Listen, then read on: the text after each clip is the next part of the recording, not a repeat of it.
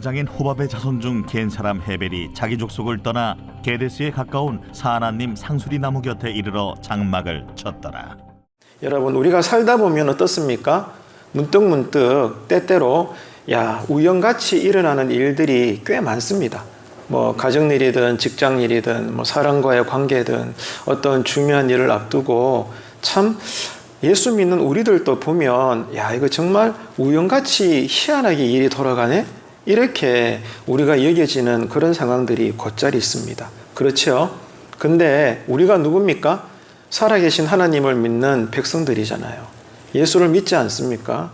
자, 그렇기 때문에 하나님의 관점에서 보자면 우리의 인생에 우연이란 게 있을까요? 어때요, 여러분? 자, 진리에 의해서 한번 답변해 보십시다. 우연이 있어요, 없어요? 있어요, 없어요? 없죠. 우연이란 없습니다. 왜 그럴까요? 하나님은 전지전능하셔서 지금도 조금도 졸거나 주무시지 않고 불꽃 같은 눈동자로 온 우주 만물을 다스리고 계십니다. 하나님이 모르는 우연히 일어나는 일은 없습니다, 여러분.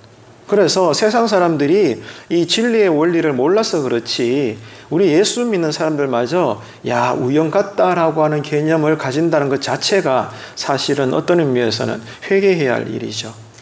하나님 섭리 안에서는 우연은 없습니다. 우연이 아닌 거죠. 왜 우연이 아닙니까? 방금 말씀드린 대로 하나님이 계시기 때문에 그래요. 하나님이 턱하니 이렇게 존재하고 계시는데 하나님 없이 돌아가는 그냥 우연히 강물이 흘러가고 돌멩이가 돌멩이끼리 부딪히고 말이죠. 이런 너무나 사소한 그런 일들조차도 우연히 일어나는 일은 없다는 것입니다. 그래서 주님은 딱 잘라 말씀하셨잖아요. 수많은 참새들이 있어도 하나님의 허락하시지 않으면 그 참새 한 마리도 어떻다? 땅에 떨어지는 바가 없다. 그 정도면 여러분 주님께서 한마디로 끝내신 거 아닙니까? 우리 주변에 얼마나 많은 이루 헤아릴 수 없는 참새들이 있습니까? 자, 그래서 우리 인간 편에서 보자면 참새 한 마리가 맞아 죽든지 나이가 들어 죽든지 병들어 죽든지 날아가다가 그 이름 모를 한 마리가 땅에 떨어지는 게 뭐라고? 그게 대수라고? 얼마나 여러분 값어치 없고 사소한 일입니까? 사실 우리 입장에서는. 그런데 그런 것도 주님 말씀의 요지가 뭐예요? 하나님의 허락하심이 아니면 땅에 떨어지는 바가 없다라는 것입니다. 우연이란 없습니다, 여러분. 오늘 이 밤에 육신의 몸은 상당히 피곤하지만 이 수요 예배 나온 것도 우연이 아닙니다. 어쩌면 우리 편에서는 은혜 없이 종교적인 습관에 의해서 체면상 나왔을 수도 있겠죠. 하지만 전체적인 맥락에서 볼 때는 그게 아닙니다, 여러분. 모든 것이 하나님의 섭리 안에 있는 줄로 믿으시기를 바랍니다. 따라합시다. 우연이란 없다. 또 따라합시다. 모든 것이 하나님의 섭리다. 여러분, 이거는 운명론하고 달라요. 잘 구분하셔야 됩니다. 예수 믿는 사람들은 압니다, 진리를.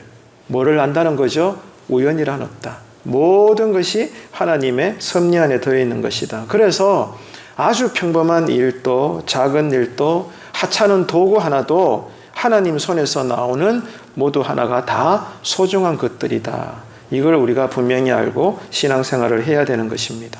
그래서 오늘 한 구절을 읽었지만 오늘 본문도 마찬가지예요.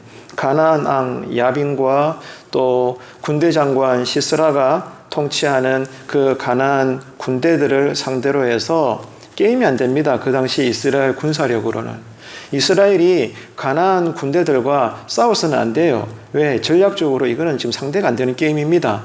그런 전쟁이라고요. 그런데 이런 말도 안 되는 전투에서 결과가 어떻게 나왔어요? 이스라엘이 큰 승리를 거두게 됩니다. 지금 이것이 사사기 4장에서 지금 드러나고 있는 사실들이죠. 그러니까 전쟁에서 절대로 이길 수 없는 이스라엘의 처지였지만은 웬일입니까? 정말로 우연같이, 정말로 희한한 기적같이 이스라엘 백성들이 가나안 왕이 이렇게 다스리는 그 900대나 되는 철병거를 가지고 있는 가나안 군대들을 이겨버린 거예요. 이스라엘이. 그 약하디 약한 그 당시 이스라엘 군사력이 철옹성 같은 가나안 군대를 다 이겨버렸다. 이 말입니다. 우연일까요? 그냥 기적일까요? 아니면 이스라엘 군사력이 알고 봤더니 더 막강해가지고 지금 가나안 군대와의 전쟁에서 이긴 것일까요? 아니죠. 그러면 그 원인이 뭐예요? 처음부터 끝까지 하나님께서 완벽하게 준비하셨고 승리를 보여주신 전쟁이다 그 말입니다. 하나님께서 시작하셨고 하나님께서 모든 것들을 도구로 들어 쓰셨고 그 결과도 큰 승리로 이스라엘에게 약속대로 주신 그러한 전쟁이었다 그 말입니다. 그래서 우리는 오늘 본문 11절만 읽었지만 이후에 24절까지 쭉 읽어보게 되면 알게 되는 거예요. 우리 신자의 삶이 행복하고 또 신앙적으로 승리하는 인생이 되려면 이 두 가지만큼은 절대로 잊지 말아야 돼요. 오늘 이 시간에도 그렇고 그 다음 시간에도 계속 그 메시지가 이어지게 될 텐데 여러분 한번 생각해 보세요. 우리가 특별히 또 예수 믿는 사람으로서 인생 하나밖에 없는 인생이 신앙 안에서 행복해야 되지 않겠습니까? 여러분 원하시죠? 그리고 신앙적으로도 성공과 때로는 승리 이런 정말 복된 인생을 우리가 살고 싶지 않습니까? 아마 오늘 밤에 여러분 그러한 마음을 가지고 나오셨을 것이고 또 이런저런 것들로 그런 동기에서 기도하실 텐데 자 그런 행복한 멋진 인생을 하나님 안에서 또한 하나님 앞에서 우리가 살려면 두 가지를 절대로 잊지 말아야 돼요. 첫째가 뭔가 하면 하나님의 손길이 반드시 우리와 함께 하셔야 합니다. 그래야 우리의 인생은 행복할 수 있어요. 우리의 인생이 신앙적으로 펼쳐집니다. 따라합시다. 하나님의 손길. 내가 아무리 발버둥 치고 용을 쓰고 온갖 수고와 노력을 다해도 우리 인생 위에 창세기도 보면 요셉 인생을 두고 그렇게 표현되고 있지만 하나님의 은혜가 머물러 있어야 돼요. 하나님의 은혜가 머물러 있고 하나님의 손길이 우리와 함께 하셔야 내가 아무리 보잘것없는 인생이 처질지라도 우리 인생은 잘 됩니다, 여러분. 왜? 내가 잘나서가 아니라 하나님이 그렇게 하시니까. 이것을 두고 오늘 밤에 여러분 기도하셔야 돼요. 하나님, 오늘 말씀대로 제가 믿습니다. 받아들입니다. 정말로 내 인생 가운데 하나님의 손길이 함께 하시옵소서. 이를 두고 여러분 많이 기도하시는 오늘 밤 되시기를 바라요. 하나님의 은혜가 있어야 병도 낫고 가정 형편도 나아지고 또 하나님이 허락하심 속에 잠시 또 고난의 터널을 지나갈지라도 하나님이 위로해 주시고 새 힘을 주시고 암송했던 말씀도 생각나게 하시면서 이겨내게 하실 것 아닙니까? 하나님의 은혜가 머물러 있어야 돼요. 그렇기 때문에 우리 예수쟁이들이 예배당을 찾는 거죠. 비가 와도 새벽에라도 일주일 가운데 매주 이 흐리쯤 지나가는 가장 피곤한 이 수요일 밤에 여지없이 예배당에 나와서 엎드리는 이유가 뭐예요? 다 은혜 때문에 그래요. 은혜 받으려고. 하나님의 손길에 붙들림을 받으려고 우리가 나오는 것입니다. 그 간절한 마음으로 말씀에 아멘 하시고 찬송도 크게 부르시고 기도할 때 간절히 기도하고 그렇게 되시기를 축복합니다. 하나님의 손길이 머물러 있어야 돼요. 하나님의 은혜가 나한테 그냥 부어져야 돼요.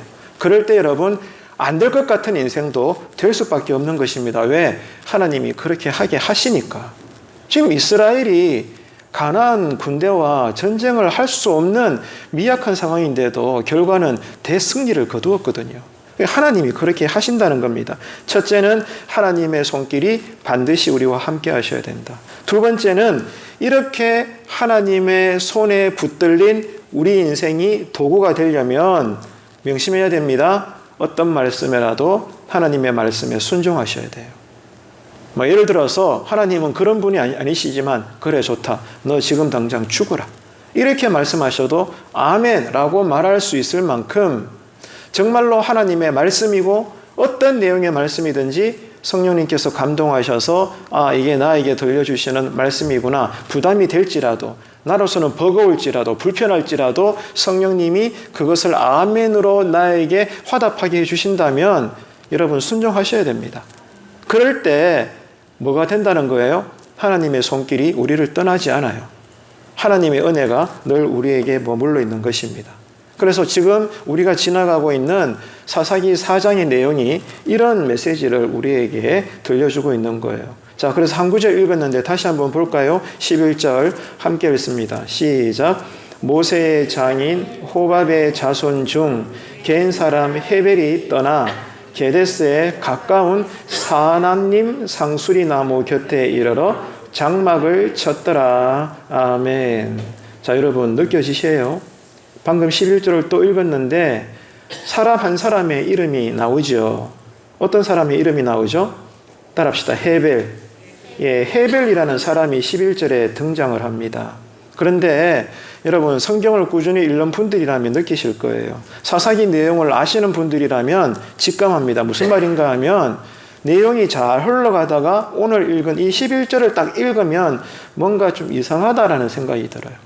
문맥상으로 좀 이상합니다. 왜냐하면 현재 사사기 4장이 지나가고 있는 흐름은 이거예요.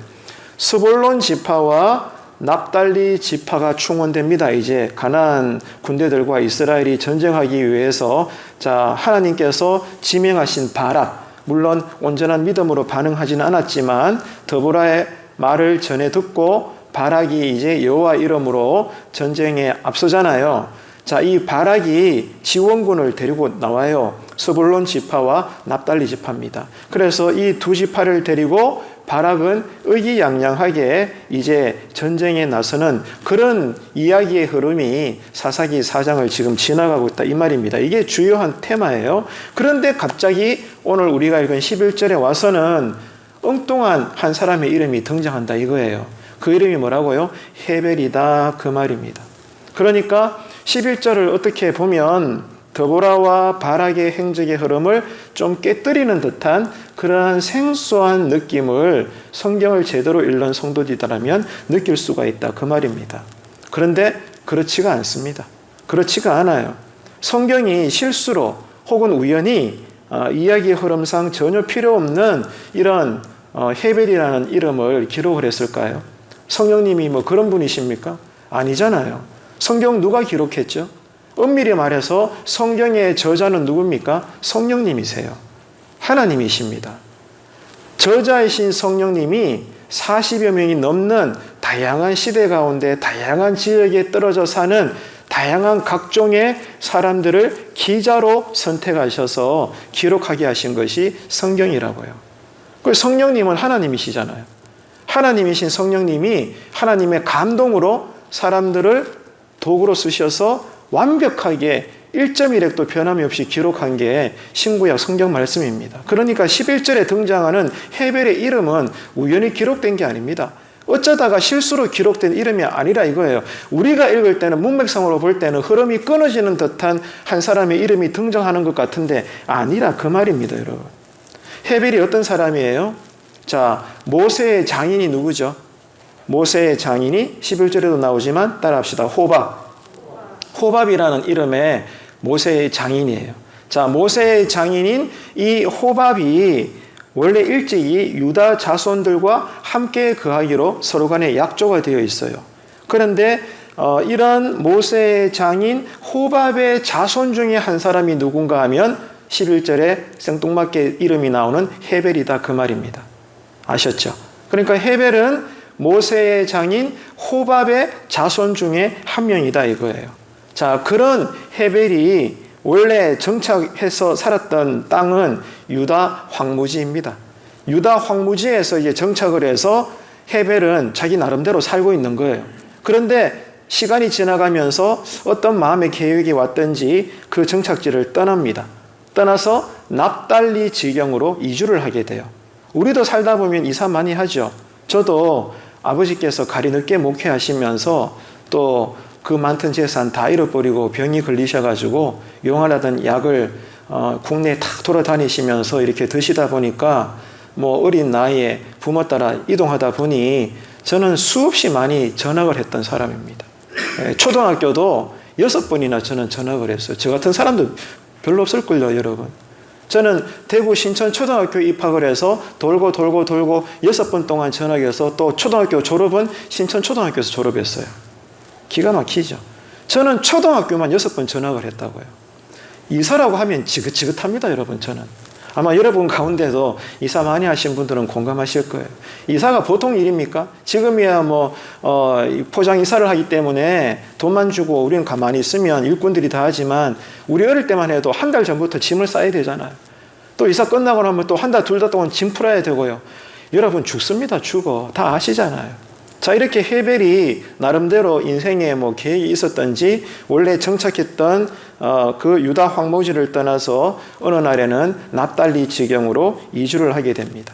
그리고 세월이 흘러서 이후에는 가나안 왕 야빈과 평화 조약을 맺는 그런 사람이기도 했습니다. 그러니까 이 부분을 읽어보게 되면 그렇게 평범했던 사람은 또 아닌 것 같아요.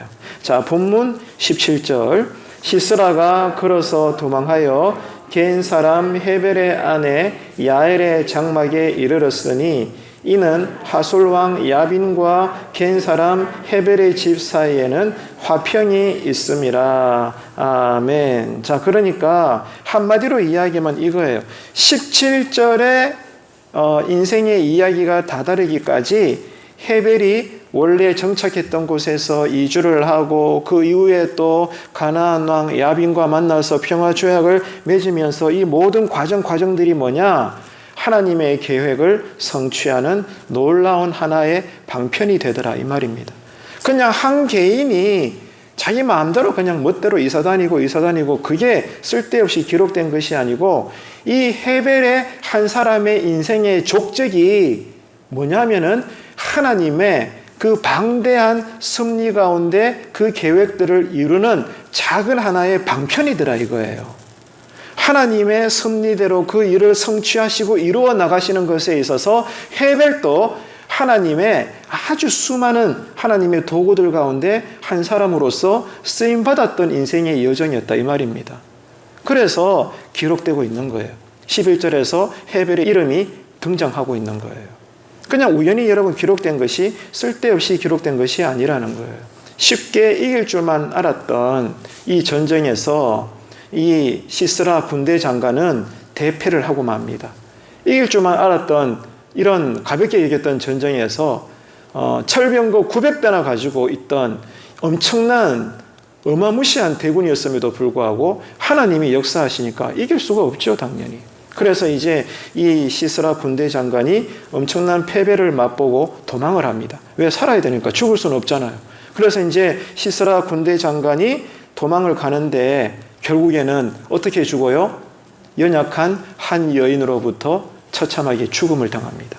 그럼으로써 이 가나안과 이스라엘의 이 전쟁의 대미를 장식하게 되는 거예요. 예. 하나님 편에서 볼 때 대적의 대표자라고 할 수 있는 군대 장관 시스라가 어떻게 마침표같이 꼈느냐? 하나님의 도구로 쓰임받은 연약한 한 여인으로부터 죽임을 당했다 이 말입니다. 그러므로 마귀의 세력은 또 여지없이 무너지고 전쟁의 대장이신 여호와 하나님이 약속대로 이스라엘에게 승리를 허락하셨습니다. 할렐루야. 이게 지금 사사기의 수많은 이야기 가운데 하나의 이야기로 사장에 지금 기록되고 있는 것입니다. 하나님은 연약한 한 여인을 통해서 시스라 군대 장관을 처단하셨죠. 자, 그런데 중요한 것은 요겁니다. 그 여자가 누구냐 이 말이에요. 그 여인이 누구죠?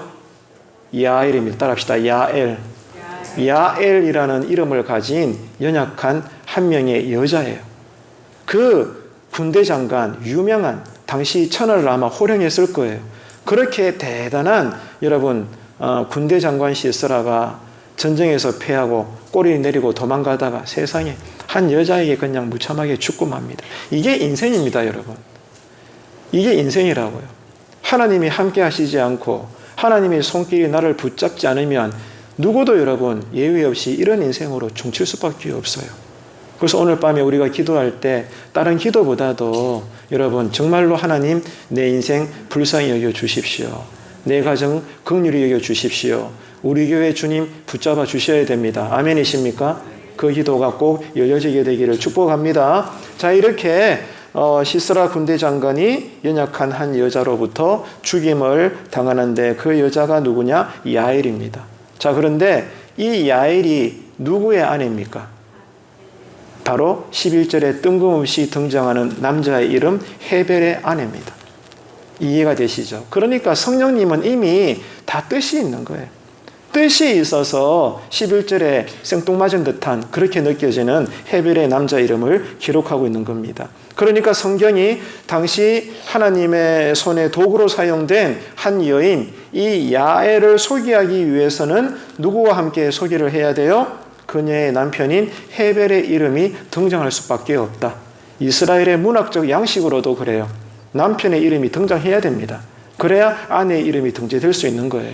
자식의 이름이 등재되려면 아버지의 이름이, 그 윗대의 할아버지 이름이 등재돼야 돼요. 오늘 또 여러분 역대기 말씀 예배 전에 또 읽었잖아요. 얼마나 수많은 족보가 나옵니까? 낳고 한 세대의 그 사람을 족보의 이름에 소개하기 위해서 아버지 이름, 그 위에 할아버지 이름, 그 위에 또 할아버지 이름을 언급하면서까지 그 한 사람을 역대기에서도 구구절절히 지금 여러분 소개하고 있지 않습니까? 어떤 면에서 읽기 지루하죠. 그런데 다 하나님의 뜻이 있는 겁니다, 여러분. 자, 아무튼 이 하나님의 손에 도구로 사용되어져서 시스라 군대 장관을 여호와 이름으로 처단했는데 그 여인의 이름이 야엘이었고 이 야엘이 누구의 아내였느냐? 헤벨의 남편의 아내였다 그 말입니다. 그래서 이 야엘은 왜 성경에서 중요한 이름이냐? 하나님께서 드보라에게 말씀하셨잖아요. 이제 이스라엘이 가나안과 전쟁을 해서 싸울 텐데 이 전쟁의 승리는 내가 너희들에게 주겠다. 그런데 이 전쟁은 바락이 나와서 싸울 거다. 드보라야 너는 바락에게 가서 나의 말을 전하거라. 이게 지난 시간까지 확인했던 내용이잖아요. 그죠? 자, 그래서 이렇게 드보라에게 주어졌던 하나님의 변치 않는 말씀이 성취되기 위해서 등장한 여인이 누구였다고요? 야엘이었다 이 말입니다. 그러니까 하나님은 이스라엘을 구원하는 일에 이번에는 누구를 사용하셨어요?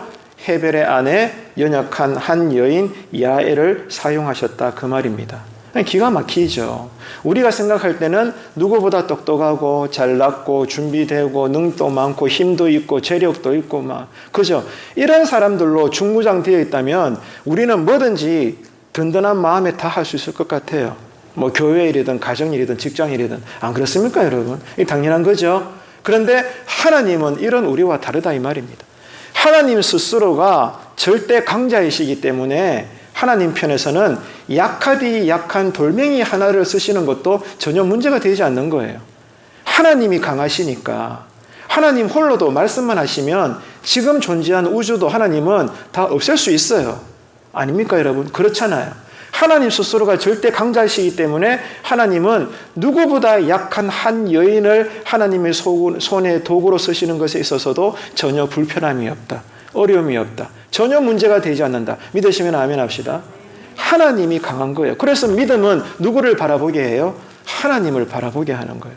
은혜는 하나님을 바라보게 합니다. 그런데 마귀는 자꾸 누구를 바라보게 해요? 네 오늘도 죄 졌지 않나? 네 자신을 봐. 네 꼴을 봐. 이런 네가 하나님께 기도하고 예배드린다고 하나님이 너를 사랑하실 것 같아? 꿈깨. 자꾸 마귀는 죄를 짓고 부족한 우리 자신을 바라보게 함으로써 낙담하게 만드는 거예요.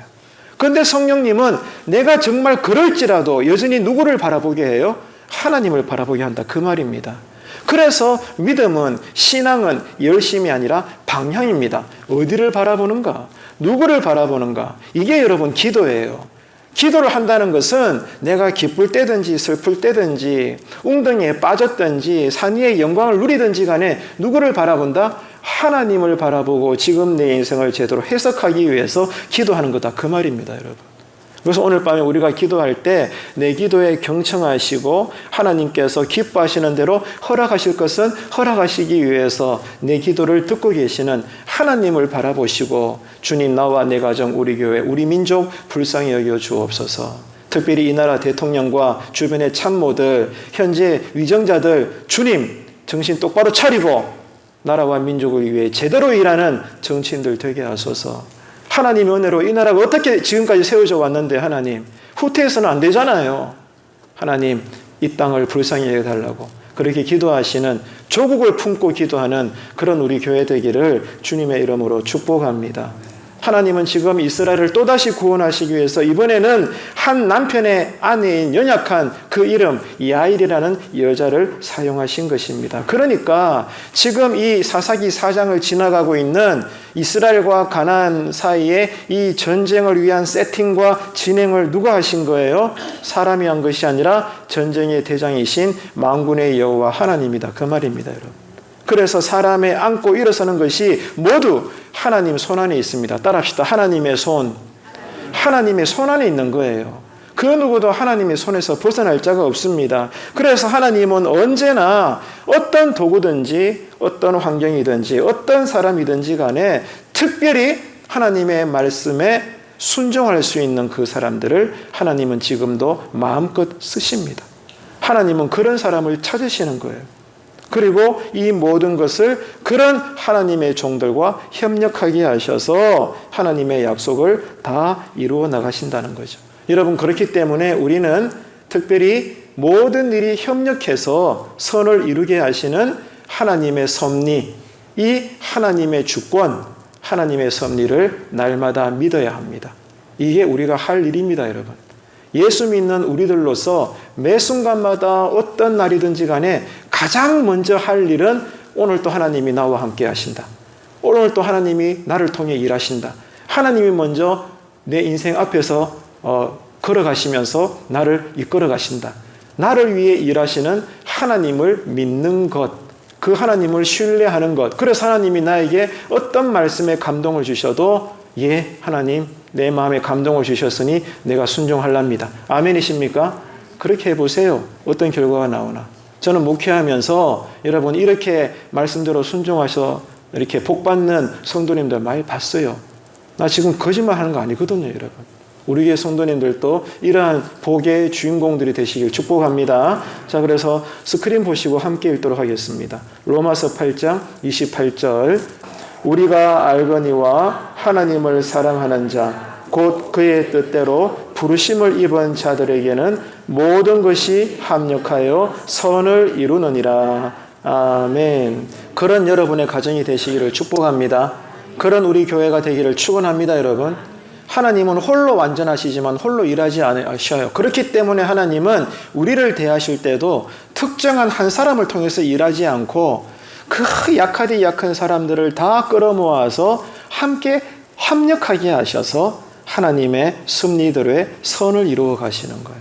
그렇기 때문에 여러분 기억하셔야 돼요. 함께 예배드리는 게 정말 중요한 거예요. 함께 한 마음으로 한 가지 제목을 두고 기도하는 게 진짜 중요합니다. 왜? 이게 합력하는 거거든요. 가정에서 예배 드릴 때도 우리 가족들끼리 식구들끼리도 한 마음으로 기도 제목을 정해서 함께 기도하는 거예요. 이게 하나님께서 기도를 가운데 기뻐하시는 능력의 기도가 되는 거예요. 이런 신앙을 여러분 누리시고 체험하시는 기도의 삶이 되시기를 간절히 바랍니다. 그래서 여러분 하나님 나라의 일은요, 그 기준이 나의 강함이나 약함에 있지 않아요. 우리 모두는 하나님 나라의 일을 하고 싶어 합니다. 그리고 우리는 그런 하나님의 손에 도구가 되기를 원합니다. 다 그럴 거예요. 그런데 그 기준이 뭐냐? 우리의 강함이나 약함이 아니에요. 그럼 뭐예요?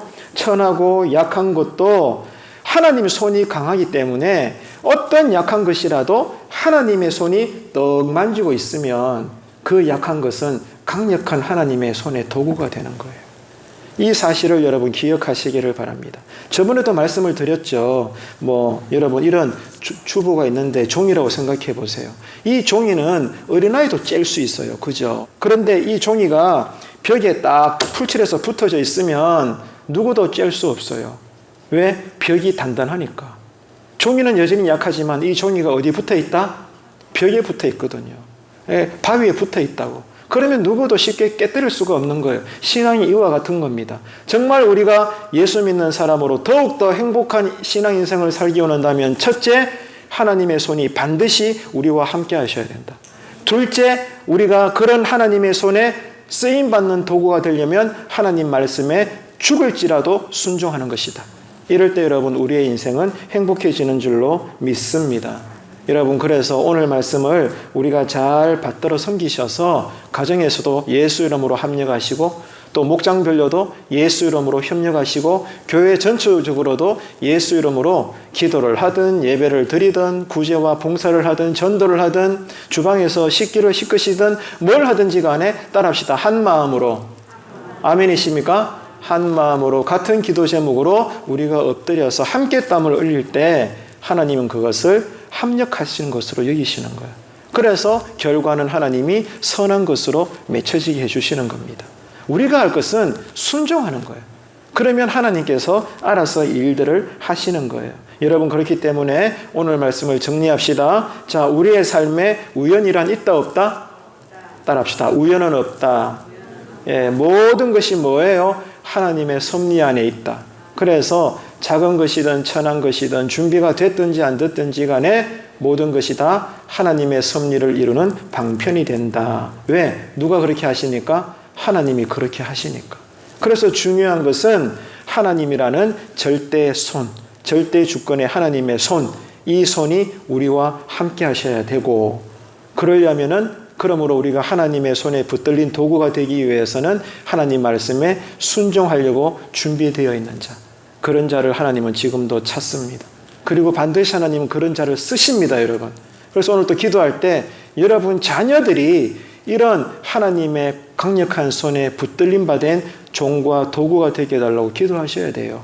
그러려면 뭐 해야 돼요? 하나님, 사랑하는 내 아들, 딸 예수 잘 믿게 해주십시오. 그리고 성령 충만하게 해주십시오. 그래서 하나님 말씀이라면 어떤 경우라도 바로 순종하는 그런 순종의 1등이 되게 해주십시오. 그러면 제가 기쁘겠나이다. 그런 기도가 드려지는 오늘 밤에 기도의 자리가 되시기를 바랍니다. 아무쪼록 하나님의 손길이 여러분과 함께 하시고 그런 만큼 하나님 손에 들린 거룩한 도구가 되시기를 주님의 이름으로 축원합니다. 기도하겠습니다. 참 좋으신 하나님 아버지, 은혜를 감사합니다. 오늘 한 구절 말씀을 통해서도 귀한 깨달음을 얻습니다. 우리가 보기에 우연이라 여겼던 것들, 우리가 보기에 아니라고 여겼던 것들, 또 우리가 보기에 전혀 생각하지도 못했던 것들마저도 하나님의 손길 안에서는 하나님께서 마음껏 쓰실 도구가 될 수 있다는 것을 깨달았습니다. 내가 보기에는 그저 우연히 지나왔던 인생이었고 어떤 면에서는 내 뜻대로 여기까지 온 것 같지만 알고 보면 모든 것이 다 하나님의 섭리 안에 있는 인생의 이동이었고 내일 또 앞으로도 내가 죽을 때까지 하나님 앞에 설 때까지 우리는 하나님의 섭리 안에서 서로 합력하여서 결국에는 하나님의 영광을 이루는 선한 도구의 삶이라는 것을 배웠습니다. 우연이 아니라 모든 삶이 하나님의 섭리임을 고백합니다. 그리고 그 고백대로 이제는 하나님의 영광을 위해서 진심으로 어디서든지 누구든 서로 합력하여 하나님의 역사를 이루는 그런 도구로 우리 가정 되게 하시고 우리 교회 되게 하시고 이 나라 이 민족 되게 하여 주옵소서. 감사드리며 예수님의 이름으로 기도드릴 때 주님 가르쳐 주신 교대로